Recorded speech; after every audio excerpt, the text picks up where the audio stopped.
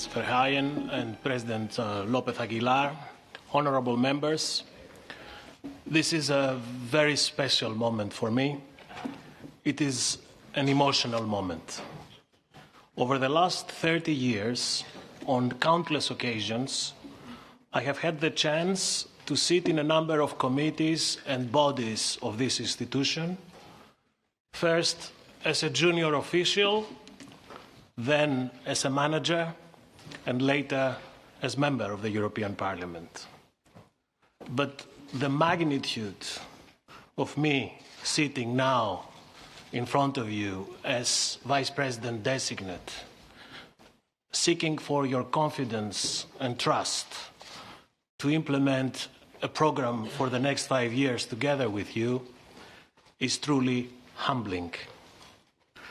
The treaty reminds us that the European Union is founded on the respect for human dignity in a society in which pluralism, non-discrimination, tolerance, justice, solidarity, and equality between women and men prevail.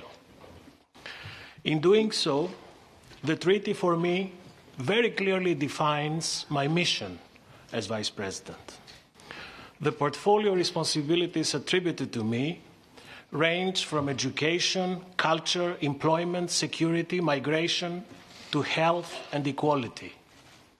But the common thread of all these areas, of all these policy areas, is people.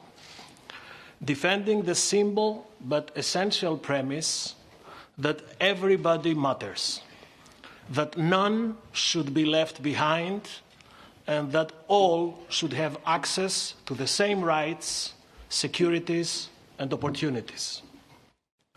This is the premise I will start from should I be confirmed as Vice President.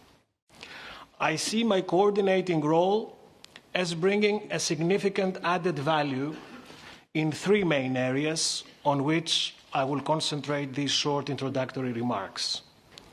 First, on making our societies fairer and more inclusive. Second, on delivering the new pact for migration and asylum. And thirdly, completing our security union that addresses traditional and modern threats. In all 3 areas, the measures to be taken have to cut across existing organizational silos. My job will be to ensure we pool expertise across policy areas with a focus on people and concrete outcomes. I do not, by any means, take lightly the debate that has been triggered by the title given to this work. I have the greatest respect for all the positions and all arguments expressed in this debate.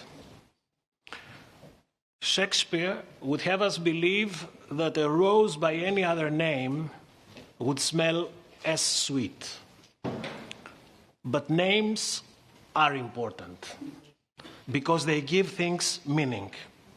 They bring us meaning. And it means something to be European. At its core, being European means protecting the most vulnerable in our societies. It means healthcare and welfare systems that all can access. It means having the same opportunities. It means promoting culture and sport as core elements of our systems and equipping people with the knowledge, education, and skills they need to live and work in dignity. It means feeling safe on our homes, in our streets, and all of the places we like to meet, exchange, and experience life together. Being European means being open to the world, extending heart and home to those who are less fortunate.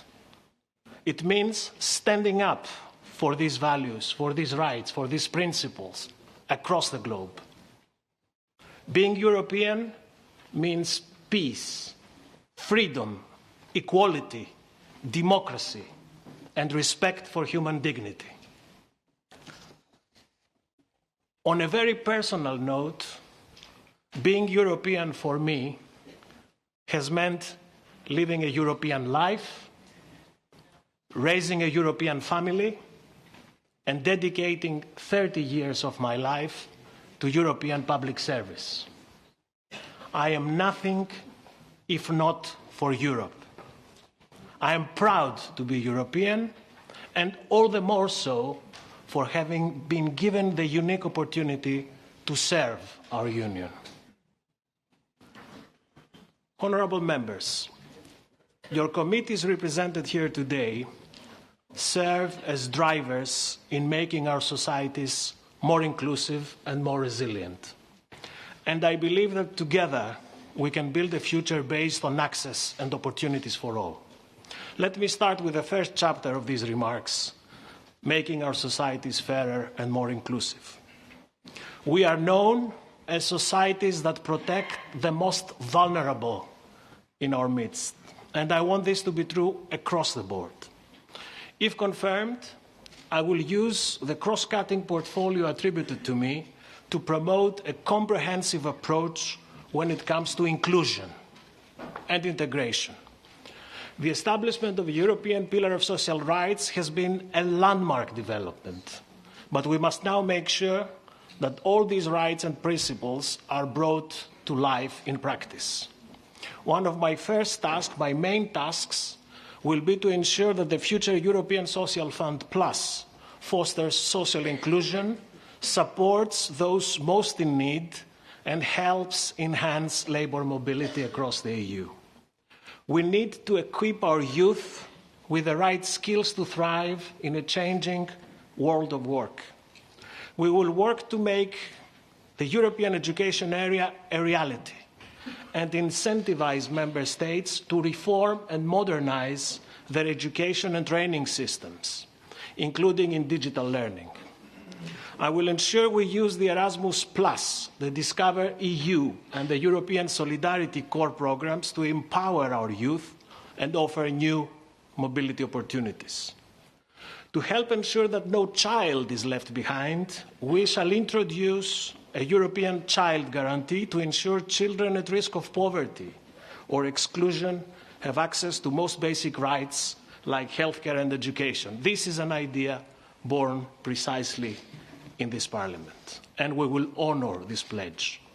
I will work with the Health Commissioner to ensure we promote the inclusiveness of national healthcare systems, and I work with the Equality Commissioner to ensure we promote equality at all levels, including between sexes, a new push for the anti-discrimination legislation, and a European gender strategy that promotes equal pay for equal work.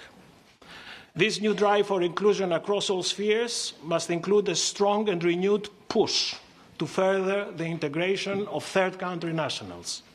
I intend to build on the 2016 Action Plan on the inclusion of refugees and migrants and additional funds in this area. I was glad to see that the longer-term integration of migrants and refugees will be incorporated under the new European Social Fund Plus. This will allow us to have more tools and more resources to support inclusion initiatives. And we must not forget one of Europe's treasures, our cultural heritage, that we must continue to invest in and promote inside and outside our borders. Sport, too, can have a positive impact on society in terms of health, social inclusion, and gender equality. If we want to help our societies and economies thrive, we need to support everyone who is part of that society, with inclusion being both a right and a duty for all. Let me now come to the second chapter of my work, delivering the new pact on migration and asylum. This is a tall order, but one I believe we can achieve by mobilizing our strengths and learning from the past. This new pact must be cross-cutting and marry internal and external policies. When it comes to the reform to our common European asylum system, the first thing we will do, together with the Commissioner for Home Affairs, is engage in a dialogue with you and our member states. We have to find exactly where there is scope for compromise, listen and establish the way forward. We will present you quickly with options that we would like to discuss and find consensus on. But only then we will be putting something formally on the table. We will not neglect for a second the mountain of work already achieved over the past 3 years, as well as the compromises found already on a large bulk of the reform package, all of which I know very well was very much thanks to you here in this Parliament. This work will be preserved. Our internal reforms are only one part of what needs to be a much broader picture. As a stopgap until a new, truly asylum system comes into force, we need to support member states in concluding temporary arrangements on disembarkation. For me, part of this must include pursuing a proper dialogue with the many NGOs doing commendable search and rescue work in the Mediterranean. We need them to be part of the solution. And today, on the tragic anniversary of the Lampedusa tragedy, this is true than ever before. All proposals and initiatives of the new pact will be done with the aim, a parallel aim, of lifting internal border controls and returning to a fully functioning Schengen area. A credible system for asylum must also protect against abuses of the system.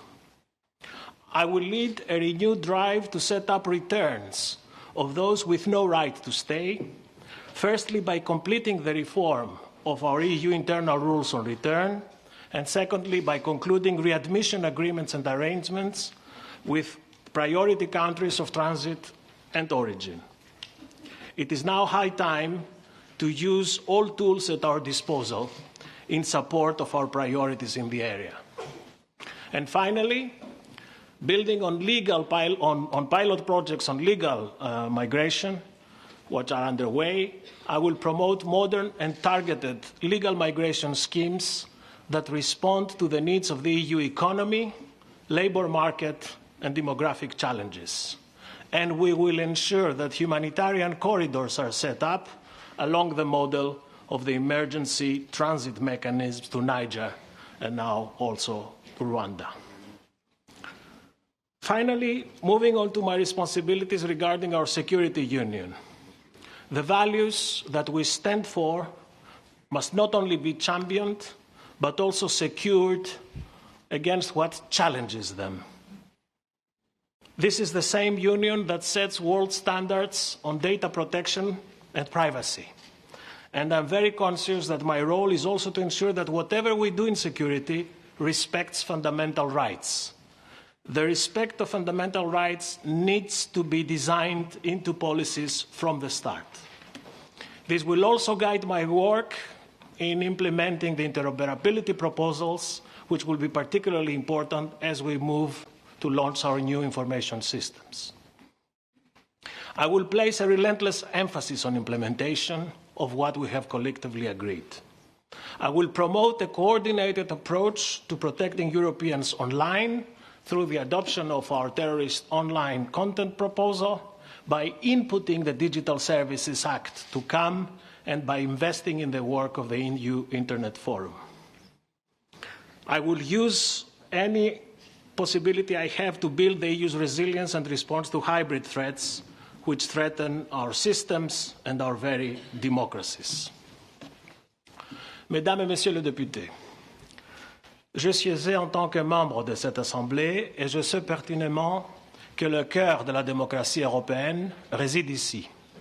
C'est ici que nos lois sont adoptées et notre avenir façonné. Ce Parlement, votre Parlement, a été élu avec le plus grand nombre de voix en 20 ans. Cela témoigne de l'engagement actif des citoyens qui participent et donnent forme à notre démocratie. Nous ne pouvons pas le décevoir. Cela signifie également que j'assume une totale responsabilité envers vous, ainsi que la plus grande transparence quant à mon travail et à ma personne. Κυρίες και κύριοι βουλευτές, κλείνω λέγοντας ότι δεσμεύομαι να εφαρμόσω τα υψηλότερα πρότυπα δεοντολογίας και διαφάνειας με σεβασμό στη συνθήκη και τον κώδικα συμπεριφοράς των επιτρόπων. Δεσμεύομαι να εργαστώ συλλογικά με τους συναδέλφους μου και να εργαστώ ακούραστα μαζί σας για μια ένωση ασφαλέστερη για τους πολίτες μας, πιο ισότιμη, χωρίς αποκλεισμούς. Πάνω απ' όλα δεσμεύομαι με όλες τις δυνάμεις μου να θέσω ως απόλυτη προτεραιότητα τους ανθρώπους. Πέρα και πάνω από κομματικές γραμμές και εθνικά σύνορα, η δική μας ένωση πρέπει να είναι μια ένωση ανθρώπων. Μια ένωση στην οποία κανένας δεν θα βρίσκεται στο περιθώριο. Μια ένωση πολιτών που ζουν σε συνεκτικές και ανεκτικές κοινωνίες. Σας ευχαριστώ.